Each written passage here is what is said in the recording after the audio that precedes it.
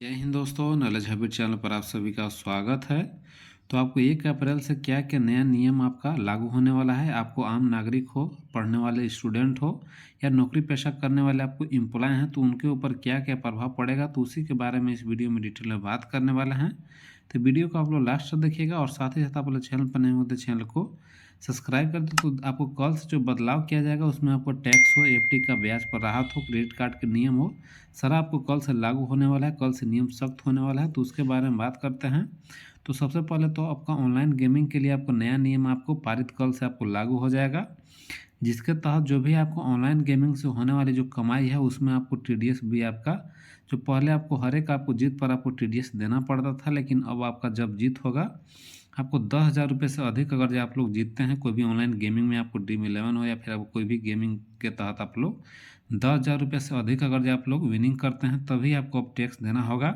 पहले आपको हर एक जीत को जोड़कर आपको टीडीएस आपको काटा जाता था, लेकिन आपको 10,000 से मिनिमम आप लोग जीतते हैं तो आपको टीडीएस का आपको राहत मिलने वाला है। 1 अप्रैल से आपको लागू हो जाएगा। तो ये आपको जो भी आपको ऑनलाइन गेमिंग खेलते होंगे उनके लिए अच्छा ये खबर है। दूसरा जो है कि आपको यूपीआई नियम में आपको बदलाव आपको 1 अप्रैल से लागू हो जाएंगे, जिसके तहत जो भी यूपीआई जो पेमेंट आप लोग करते होंगे और यूपीआई में जो भी आपका बहुत सारे लोगों का आपका नंबर से तो आपको यूपीआई बन जाता है, लेकिन उनका नंबर आपका एक्टिव नहीं है। उनका नंबर आपका एक्टिव नहीं, तो ऐसे अकाउंटों को निष्क्रिय समझा जाएगा और अब निष्क्रिय नंबरों से यूपीआई भुगतान आपको नहीं होगा।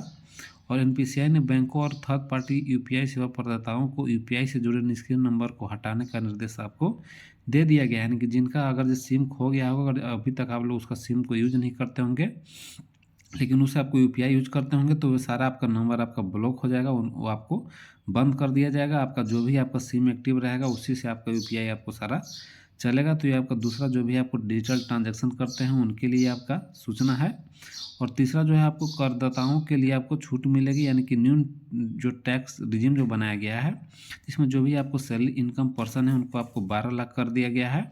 पहले जो आपको 7 लाख तक आपको कोई भी टैक्स नहीं देना पड़ता था, लेकिन आपको बढ़ा करके आपको 12 लाख कर दिया गया है। कोई भी आपको सैलरी पर्सन को 12 लाख अगर जो आप लोग इनकम करते हैं साल में, तो उनको कोई भी अब टैक्स आपको नहीं देना होगा और ये 1 अप्रैल से आपको लागू हो जाएगा। बाकी अगला फाइनेंशियल ईयर के लिए आपको फॉलो किया जाएगा। इसी प्रकार से आपको पहले जो 15 लाख कमाते थे उनको आपको 30% टैक्स देना पड़ता था, लेकिन अब है 14 लाख से ज़्यादा आय पर आपको 30% चेक आपको चुकाना पड़ेगा।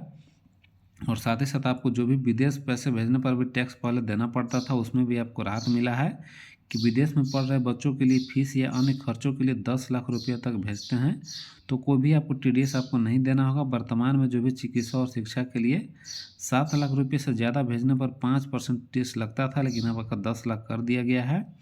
साथ ही साथ आपका यूपीएस यानी कि जो आपका यूनियन जो आपका यूनिवर्सल पेंशन सिस्टम है वो आपका 1 अप्रैल से लागू हो चुका है। यानी कि यूपीएस में जो भी आपको जैसे एनपीएस होता है, इसमें आपका ओपीएस है, यूपीएस है, तो यूपीएस जो भी आपको सेंट्रल एम्प्लॉय हैं वह सारे लोगों के लिए यूपीएस आपको 1 अप्रैल से लागू हो जाएगा, जिसके तहत इनको अब 25 साल की सेवा वाले कर्मियों को पिछले 12 माह के औसत मूल वेतन के 50% के बराबर इनको पेंशन दिया जाएगा। तो ये आपको 1 अप्रैल से लागू है। जो भी लोग आपको सेंट्रल में आपका इसका लाभ लेना चाहते होंगे तो यूपीएस में आप लोग को एक्टिव करना होगा, अकाउंट इसमें आपको खुलवाना होगा।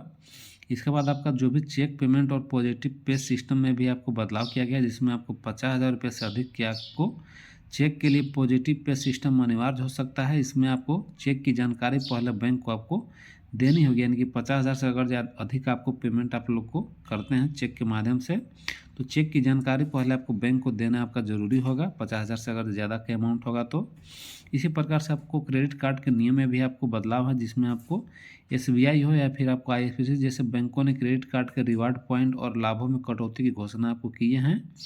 और साथ ही साथ आपको जो भी माइलस्टोन बेनिफिट और फ्री वाउचर जैसे ऑफर भी आपको कम हो सकते हैं। तो जो भी आपको क्रेडिट कार्ड से जो शॉपिंग करते थे जिसमें आपको बेनिफिट या रिवार्ड मिलता था उसमें आपको कमी होने वाला है। इसके बाद आपको जो भी न्यूनतम बैलेंस के नियम है उसमें भी बदलाव होने वाले हैं। बचत खातों में न्यूनतम जो बैलेंस की सीमा आपको बढ़ाई जा सकती है और यह सीमा जो है शहरी और ग्रामीण क्षेत्रों के आधार पर अलग अलग आपको किया जाता है, जिसमें आपको एसबीआई हो, पीएनबी हो, कैनरा बैंक हो, सभी बैंकों के लिए न्यूनतम बैलेंस की अपनी नीतियों में बदलाव किया जाना है। 1 अप्रैल से आपको इसका भी लिस्ट आ जाएगा कौन बैंक में आपको मिनिमम कितना बैलेंस होना चाहिए। इसके बाद आपका इनपुट जो टैक्स डिस्ट्रीब्यूशन है उसमें भी आपको पहले जो अप्रैल से व्यवसायों के लिए इनपुट टैक्स क्रेडिट के तहत रजिस्ट्रेशन करना आपका अनिवार्य कर दिया गया है।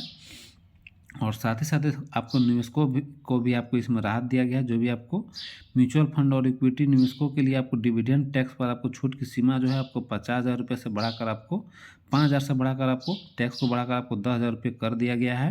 यानी कि इसका मतलब हुआ कि जो भी आपको डिविडेंड के रूप में जो भी आपको निवेश करते हैं, इन्वेस्ट करते हैं पैसा, और अगर जो आपको डिविडेंड के रूप में आपको पहले आपको 5,000 अगर जो आपको मिलता था पैसा तो उस पर भी आपको टैक्स लगता था, लेकिन इसी को बढ़ा करके आपको 10,000 कर दिया गया। यानी कि डिविडेंड अगर जो आपको मुनाफा 10,000 तक आपका होता है तो आपको किसी भी प्रकार का आपका टीडीएस आपको डिविडेंड में आपको टीडीएस आपको नहीं काटा जाएगा। 10,000 से अगर ज़्यादा अगर जो आप लोग को डिविडेंड प्राप्त होता है तो उसमें आपको टीडीएस आपको काटा जाएगा। तो ये भी जो भी इन्वेस्टमेंट करते होंगे उनके लिए आपको ये सूचना है। इसी प्रकार से आपको टीडीएस की सीमा जो बढ़ाया गया है उसमें आपको सीनियर सिटीजन के लिए पहले जो है 50,000 रुपया था, उसको बढ़ा करके आपको 1,00,000 रुपया कर दिया गया है। और साथ ही साथ आपको सामान्य टैक्स पेयर के लिए भी आपको ब्याज की इनकम टीडीएस सीमा को बढ़ाकर आपको 40,000 से 50,000 रुपये आपको कर दिया गया है। और बाकी जो भी करदाताओं को छूट दिया गया है जिसमें आपका सारा आपको ये मैंने आपको बता दिया हूँ। तो ये आपको जो भी है और साथ ही साथ आपका 1 अप्रैल से आपको सारा ये आपका नियम फॉलो हो जाएगा। बाकी जो भी आपको इसमें जो भी आपका गेमिंग खेलने वाले होंगे, निवेशक होंगे, कोई भी पढ़ने वाले आपका होंगे, कोई भी यूपीआई डिजिटल पेमेंट यूज कर रहे होंगे, तो सारा का आपका बता दिया हूँ। और बाकी फिलहाल वीडियो में इतना ही। बाकी वीडियो अच्छा लगा हो तो लाइक कर दिए और चैनल को सब्सक्राइब कर दिए। वीडियो अपने दोस्तों के पास भी शेयर कर दिए। और बाकी वीडियो देखने के लिए धन्यवाद।